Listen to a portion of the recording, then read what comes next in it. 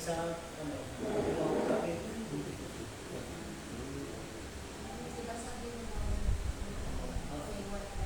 Ayun.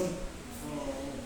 Tumawag sa akin yung isa. Sabi niya, ilan na tumawag sa akin, ano, nakabili siya. Opo, ama. Yung nakabili siya. Ginawa nila yung pinabili. Opo, ama. Marami na, ama. Dahil yung isang ginawa.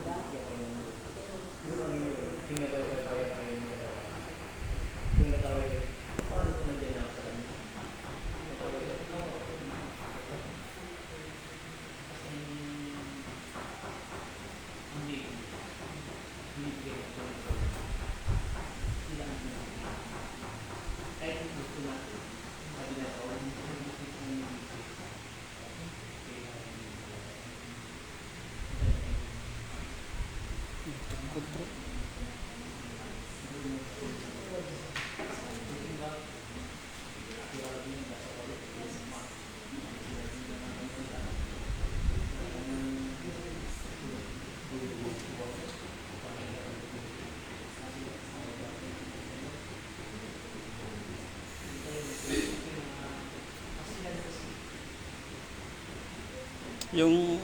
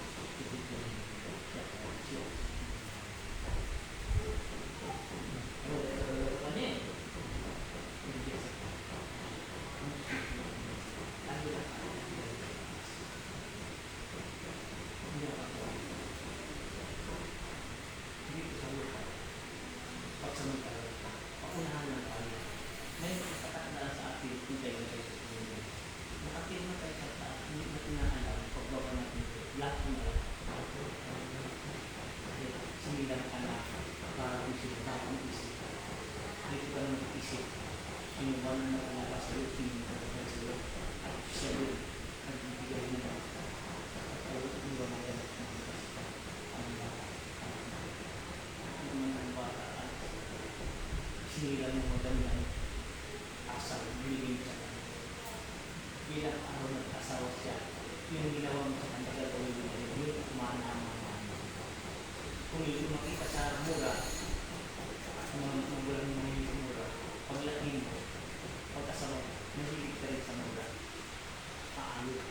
Dahil masimula siya na araw na kaya lang sa akin, kung maling ng mura mo, hindi ko sinagot. Ginulit ulit. Ano ba yun? Gusto nyo malalaman? Ano ang magulang sa inyo? Walang pagbabago. Alam mo yun na stop na. Para masinilan mo ngayon, ginawa mo ang mga ako. At wala na. Wala nang kwan, walang dagaya. Tumahimik siya. Dahil kung hindi mo yung i-stop yan, gagawin mo yung narinig mo sa mga magulang mo, walang katapusan ng mura yan. Ang mura ay siya, walang pulot doon makukuha mo dyan. Walang mapupulot yung sa magandang aral sa mura. Ang mura at siya parang walang talikayan ang tahanan ng kwan. Dahil bawat may mura nagtatapog isa. Bawat ayaw may nagtatapog isa. Di tama yun. Kung sino kailangan natin ito, humingi kayo ng mga, hindi ko na sa inyo. Please lang, magkaitindihan ko niya. Kasi lahat ng humingi sa akin, nandiyan, na buntis na sila. Minsan ka kung sila nag-away, kahit buntis sila, di tuloy-tuloy yung kanyang lalaki. Dahil yan ang bigay ng Diyos niya. tayo ay ang Diyos mismo ang nagbibigay sa atin kung kailan tayo ito ay lagi dito sa lupa. Ang lupa ito, tungtungan ng mga lupa. Ang tunay natin, ang tahanan ng kasalanan. Habang hindi ito kinakain ng upang lupa, lupa rin ang katawan natin ginawa ng Diyos dahil ang tunay katawan natin, walang talaga, yung Espiritu natin. Yung nagdadala sa katawan ng Diyos. Pero katawan ito at ginawa ng Diyos ito sa Kanya ito. Hinihiram natin sa Kanya. Dahil ang lahat dito sa mundo natin ay pagsamantala tayo. Dito ang pagsisi, dito sa pag-aaral, kung ano man ang ginawa mo dito mabuti. At ang kayamanan mo, hindi ang pera. Oo, magtatrabaho, kailangan ng trabaho. Unahin mo siguro para may gabay ka. Lahat yan, kailangan siguro muna. Siksik, liglig, aapaw ka. Ibibigay sa iyo. Sa pag-aaway mo, dapat may tingyan ng bawat isa. Kung mayit na yung isa mo lang din. Huwag mo pagsabihin, dahil natural lang yan. Kung problema, kung nabubuhay tayo, ay may problema. Minsan, kung walang away, walang makikita pagmamahal. Doon mo makikita kung magbalikan kayo, ang saya-saya. Dahil ito sulit kayo parehas. Diba? Gawin nyo kung tutunin mo ay maging magbibigay kayo. Kasi hindi ako nagbibigay. Pinalawak ko lang Lord ang sabi sa akin. Sabi mo sa kanila, kung gusto nila ay maging mayaman sila. Ipakita nila yung pag-ibig ang bawat isa sa kanila. Yung pag-ibig yan, siya ang tunay na kailangan natin sa Diyos. Dahil ang Diyos kahit kailangan hindi tayo iniiwanan, hindi tayo pinagbayan, hindi tayo ibigay sa atin ng Diyos. Tayo ang gumagawa ng sakit ng sila. Dahil hindi tayo marunong magpasensya. Hindi marunong tayo ginawaan. Kailangan at bigay tayo ng bawat isa sa atin. Marunong magkatawad. Dahil ang lahat yan, ang Diyos ay nasa inyo. Sabi ng Diyos ay lagi niyo tandaan, anak, habang nandito kayo sa lupa, mayroon kayo partner ang bawat isa sa inyo. Dapat kayo, puso mayroon tayo sa kurente, negative, positive. Ang isa, mainit ang isa.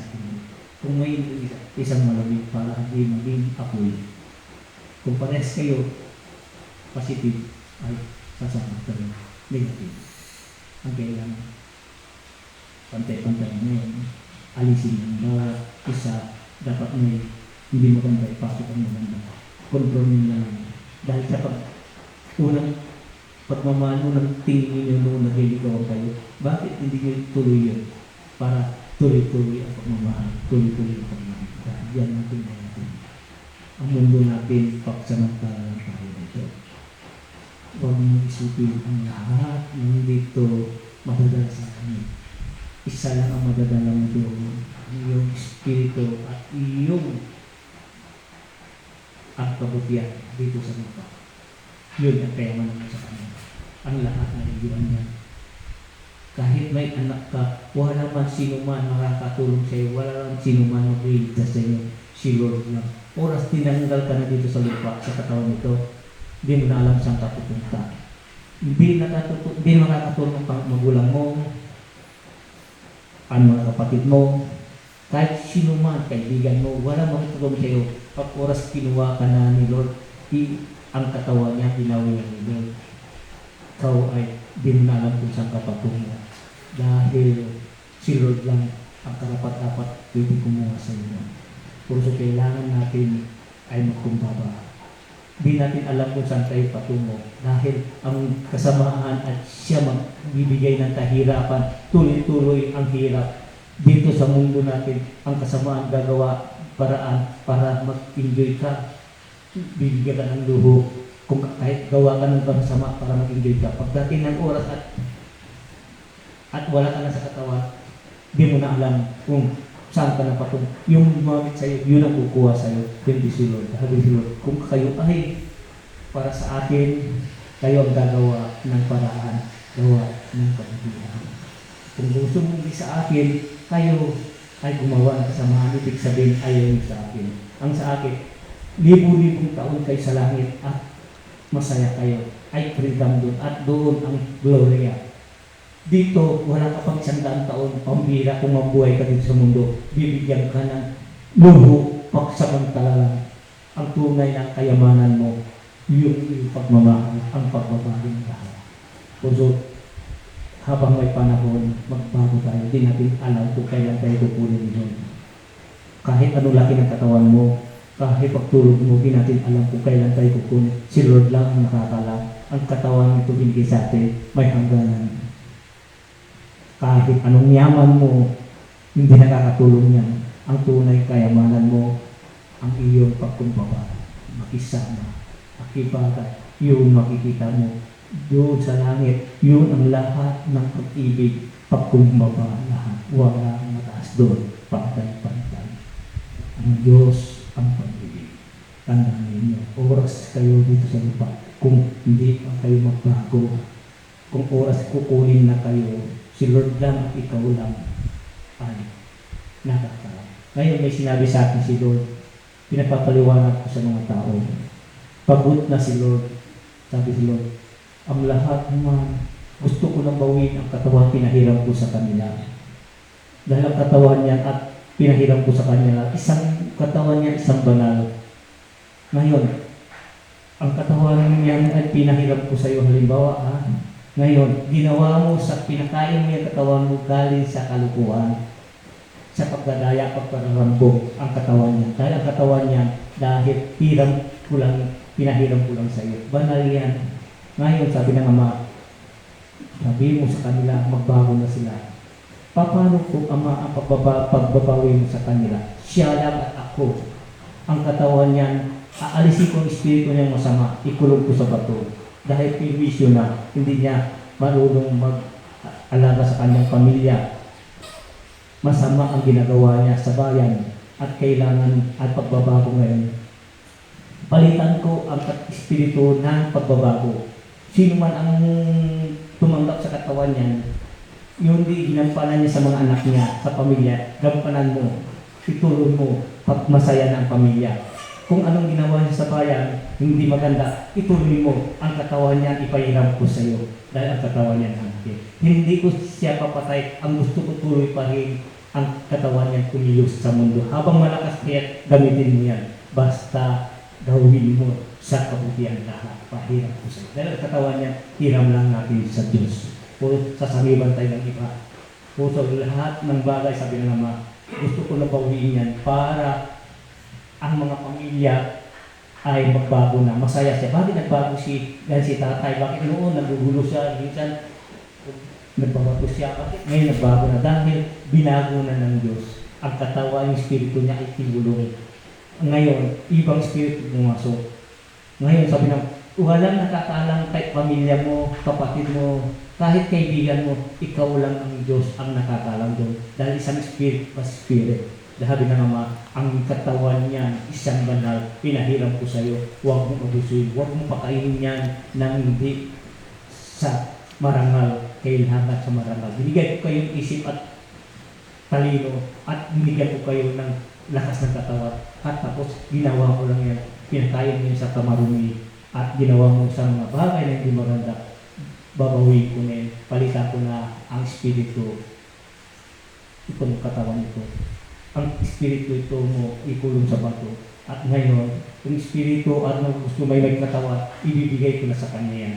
Yun ang pagbabago mo. Maganda yun, hindi. Walang patayan. Walang nakakalam. Ikaw lang ang Diyos ang nakakalam.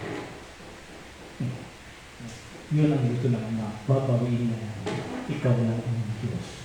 So maraming ngayon gusto kong magbago na sila.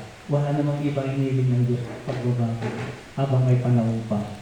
Dahil ang pagbabago, masaya ang pamilya, masaya na lahat, walang kaaway, kahit kaibigan, masaya lahat. Dahil ang pagbabago, ang Diyos ay nasa atin. Okay? Mamandahan din. Walang patayan yan.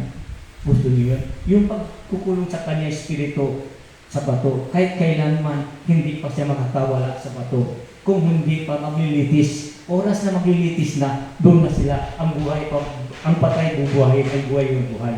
Sila ay ilalayan, lilitisin na sila ng Diyos.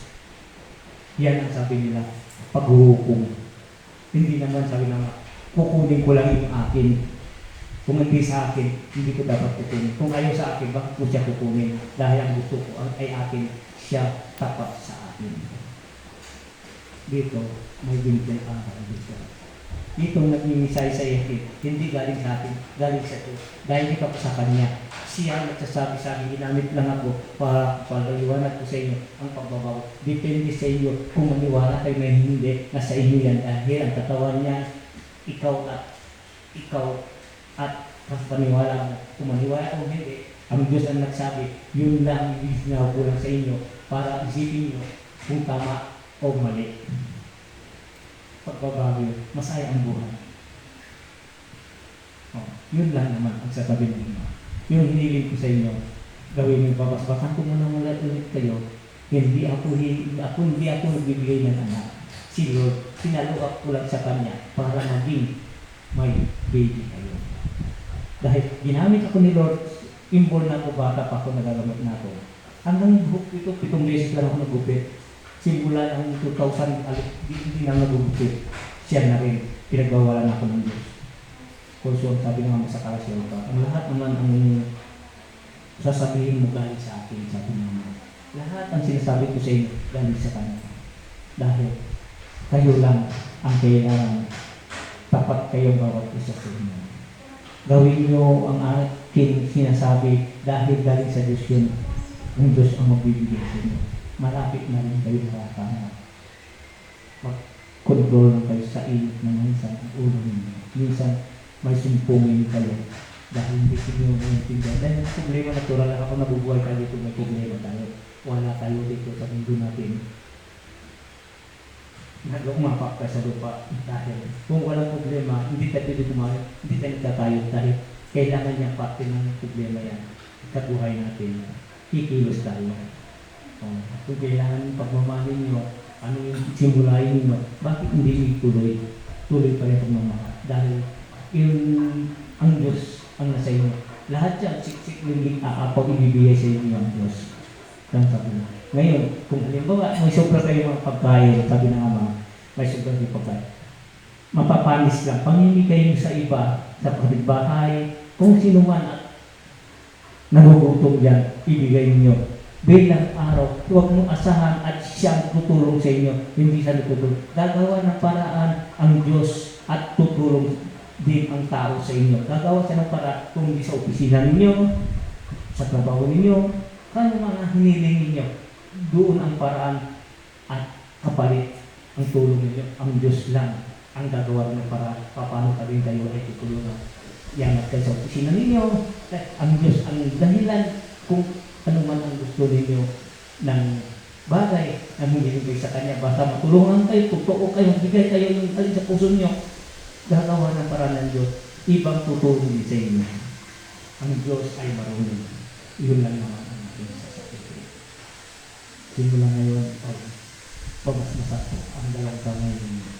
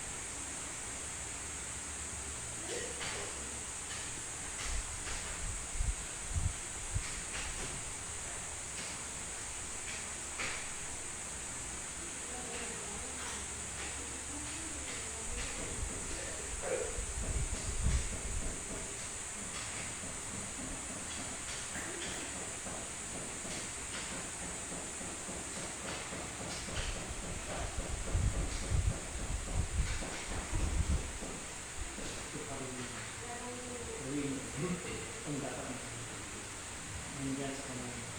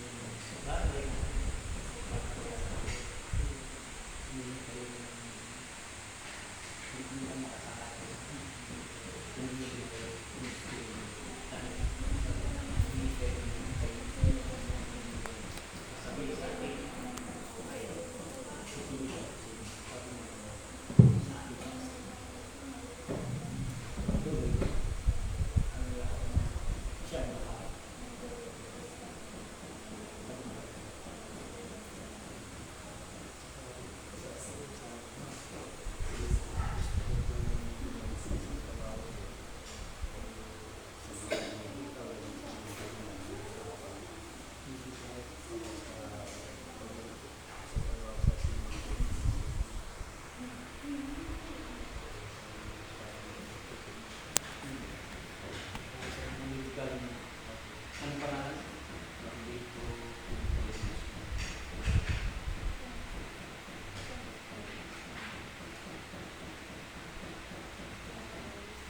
sinabi.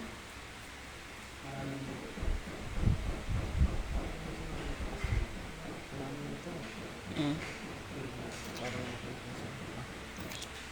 Kapit na ko.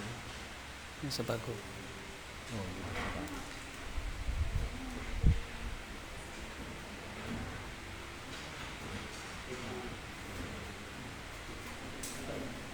iba sa akin dalawa.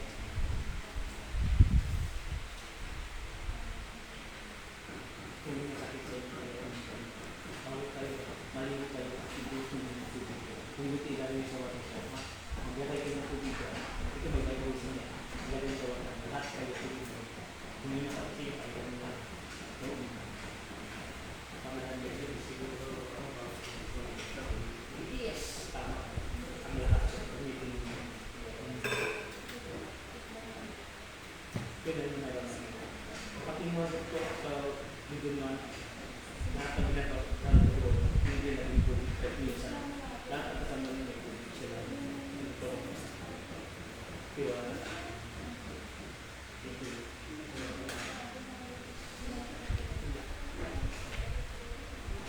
ito kaya. May palastang sa loob.